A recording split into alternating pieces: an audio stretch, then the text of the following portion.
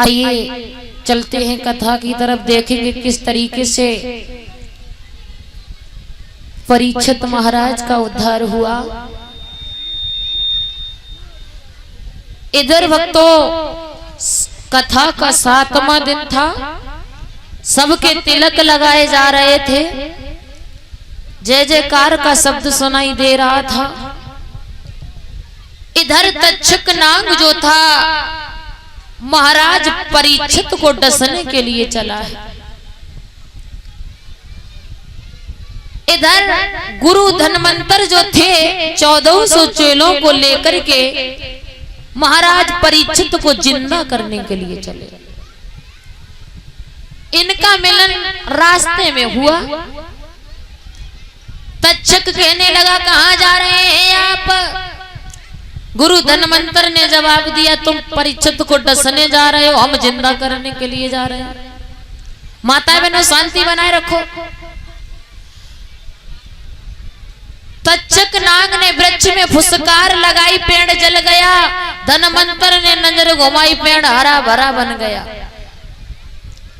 तक्षक नाग ने मन में विचार किया कि अगर अब ये पहुंच गए तो परीक्षित जरूर जिंदा हो जाएंगे और श्रृंगी ऋषि बाबा का श्राप झूठ हो जाएगा। छड़ी बन गया, छड़ी बन करके रास्ते में लेट गया। धन्वंतर ने सोटा समझ के उठाया, लेकिन तक्षक ने पीठ में डस लिया। जहां तक गुरु धन्वंतर की नजर पहुंच जाती थी वहां तक भक्तों जहर नहीं रहता था, पीठ पर नजर नहीं पहुंच रही थी। 1400 चेलों से कहा मुझे जमीन में गाड़ दो, 1 महीना तक ढाक बजाओ। चेलाओं ने क्या काम किया, गुरु धन्वंतर को जमीन में गाड़ दिया और ढाक बजाने लगे। तक्षक फिर पहुंच गया, लेकिन चेलाओं ने ढाक बजाना बंद नहीं किया। ढाक बजा रहे हैं, मीठी बोली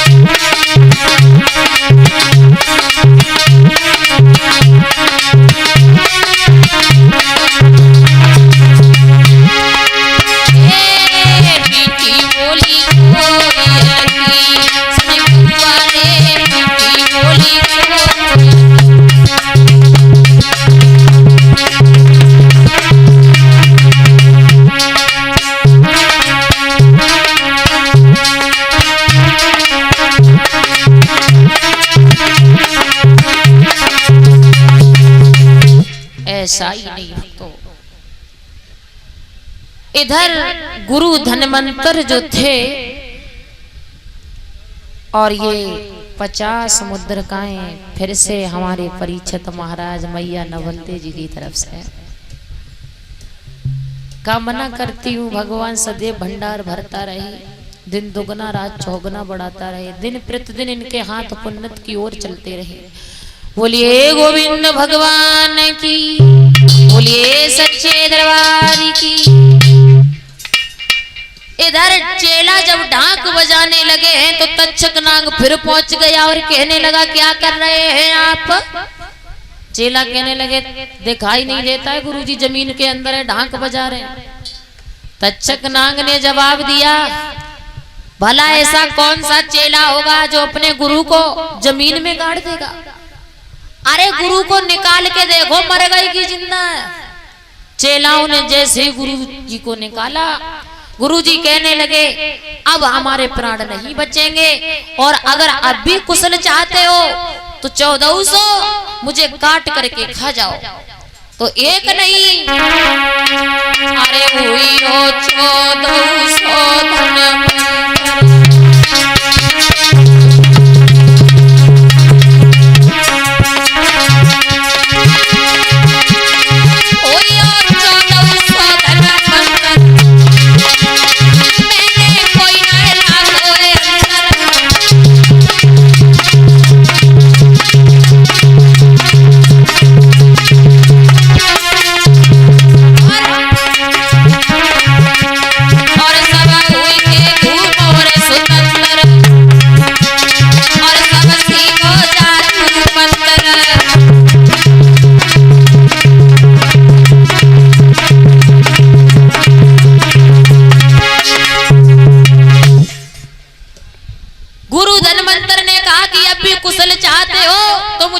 करके 1400 खा जाओ, तो एक नहीं 1400 धनवंतर बन जाओगे। चेलाओं ने क्या काम किया, गुरुजी खत्म हो गए। गुरुजी को काटा और हड्डियों में रंधने के लिए रख दिया। तक्षक नाग फिर पहुंच गया और कहने लगा क्या कर रहे हो आप? 1400 बोले गुरुजी को खा रहे हैं। तक्षक कहने लगा तुम्हारे जैसे चेला जिंदगी में पहली बार नहीं देखे हैं मैंने। क्यों? भला ऐसा कौन सा चेला होगा जिसने गुरु दीक्षा दी, जिसने ज्ञान प्राप्त किया, उन्हीं को रांध करके खा रहे। तक्षक ने वो हड्डियां गंगा जी में फेंकवा दी, लेकिन एक चेला ने सीख बोरी और सीख बोरने के बाद में चाट ली। सीख बोरने के बाद में चाट ली। भक्तों हुआ क्या, वो हड्डियां बहती हुई कहां पहुंची? बंगाल में। इधर बंगाल की एक धोबिन अपने पति से लड़ाई करने के लिए गंगा जी में कूदने के लिए आई, लेकिन जब हड्डियों हाथ में पड़ गई, मांस को देखा, अरे हड्डियां पड़ गई हाथ, खुशी भाव हाथ योग लसायो, अरे आमी सकोलो पहचान रे धोबिन ने फोरन।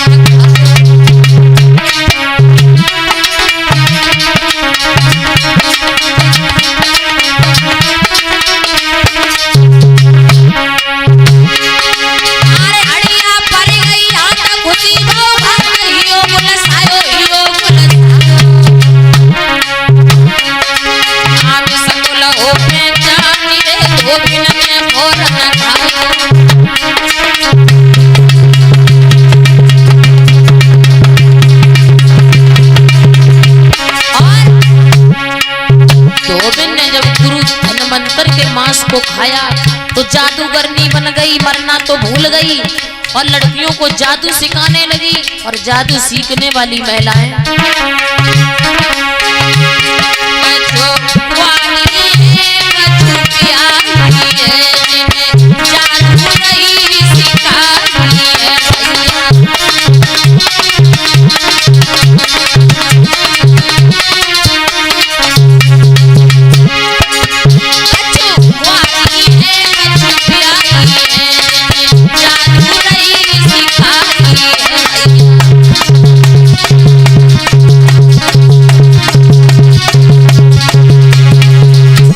शायरी। इस प्रकार से हमारे देश हिंदुस्तान का जादू बंगाल में पहुंच गया।